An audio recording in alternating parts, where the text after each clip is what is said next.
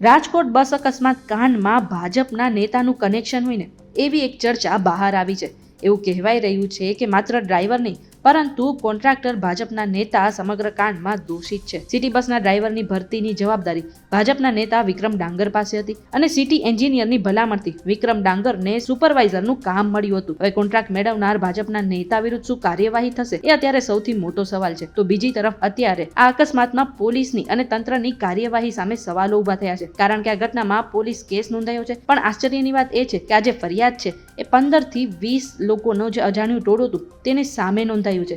એમનો વાંક એટલો હતો કે 4 લોકોના મોત પછી તેમને વિરોધ કર્યો હતો. પોલીસે લોકોના ટોળા સામે જાહેર મિલકતમાં નુકસાન, મારામારી, રાયોટિંગ અને ફરજમાં રૂકાવટ સહિતના ગુના નોંધ્યા છે. અને આટલું જ નહીં, વિડીયોના આધારે 3 શંકાસ્પદની અટકાયત પણ કરી છે. તો બીજી બાજુ રાજકોટના મનપાએ સિટી બસનો કોન્ટ્રાક્ટ ધરાવતી PMI કંપનીને માત્ર 2674 રૂપિયાનો નજીવો દંડ ફટકાર્યો છે. અત્યારે આ બાબતે તમે તંત્રને શું કહેવા માંગો છો એ અમને કમેન્ટ કરીને જરૂરથી જણાવી દેજો.